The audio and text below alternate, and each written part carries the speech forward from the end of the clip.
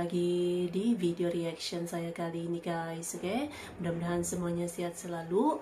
Nah, kali ini saya mau tengok video tentang ini ya. Orang Malaysia heran pemilu di Indonesia sesimpel itu.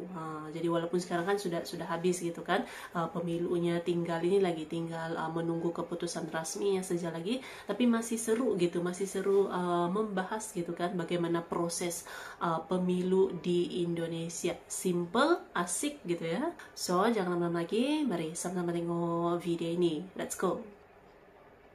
And then dia punya tempat mengundi ni tempat biasa lah, tak ada macam sekolah yang ada polis, yang ada rope line, yang gazette, tak boleh datang 500 meter, no such thing, bendera dan sebagainya. Just make it easy. Pemilu terbesar ketiga di dunia telah diselenggarakan di Indonesia beberapa waktu yang lalu, dan menghasilkan 50% lebih suara telah dikantongi oleh pasangan Capres dan Cawapres Prabowo Gibran. Hal ini tak pelak menjadi sorotan rakyat Malaysia, tentang adanya perbedaan pemilihan umum di Indonesia dan Malaysia. Perbedaan tersebut terkait metode dan penyelenggaraannya. Di Malaysia sendiri, metode serentak memilih langsung calon legislatif dan calon presiden sama sekali tidak pernah dilakukan. Kemudian terkait penyelenggara pemilu, tidak serupa dengan Indonesia, Malaysia enggan memiliki alat pemilu di luar negeri. Oleh sebab itu, pemilih Malaysia yang berdomisili di luar negeri mau tak mau harus ke bilik suara, dengan cara pulang kampung. Lantas apa saja perbedaan antara pemilu di Indonesia dan Malaysia?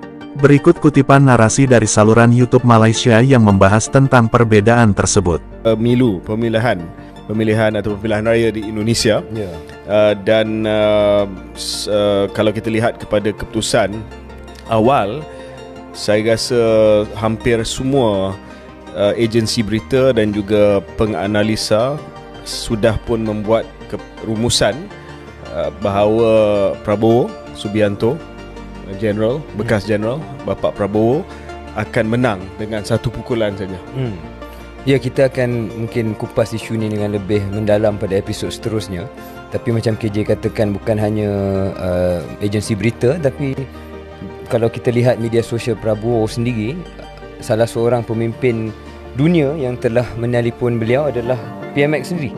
Perdana Menteri Datuk Seri Anwar Ibrahim telah pun menelpon Prabowo untuk mengucapkan tahniah atas nampaknya lah kemenangan yang walaupun belum disahkan secara rasmi, sebab proses untuk kira hampir 200 juta undi tu mungkin ambil masa. Waktu Syaril ada kat sana, bila dia punya SPR kata akan ada keputusan rasmi? Dia orang bagi masa seminggu, 2 minggu.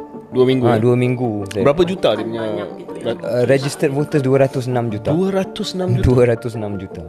Tapi saya tengok Syaril punya clips waktu liputan percubaan saya untuk jadi wartawan. Ya, sebab tu saya letak dalam IG story saya, apa kata mungkin kita KS ni, kita bukan hanya tumpu kepada analisa dalam podcast, kita buat news coverage sekali. Yeah, why not? Maybe I'm enjoying it. I liked it. Okay. Saya turun tanya dengan pengundi dekat Indonesia. Saya kenalkan diri saya, orang Malaysia, dia orang excited nak cerita. So ada pass media. Kita buat pass media. Buat sendiri. Kononnya ada label media tapi lepas. Masa saya masuk ke stadium di Senayan, saya masuk ikut gate media. Dan saya lepak dengan Awani, dengan Bloomberg, dengan ni. Macam really a reporter lah, jurnalis kan. Ya, tapi yang menarik yang saya tengok waktu Syaril buat liputan tu, dia punya tempat mengundi tak ramai, dalam 100-200 je. Betul, sebab ada 830,000 TPS. TPS punya pusat pengundian. Tempat mengundi lah. 800,000. So macam saya, kalau kita kira congak, jumlah pemilih Indonesia ni 10 kali lebih ramai dari Malaysia. Tapi jumlah tempat mengundi dia 100 kali lebih banyak. So that explains, I guess, and then dia punya tempat mengundi ni tempat biasa lah, tak ada macam sekolah yang ada polis, yang ada rope line, yang gazette, tak boleh datang 500 meter, no such thing, bendera dan sebagainya.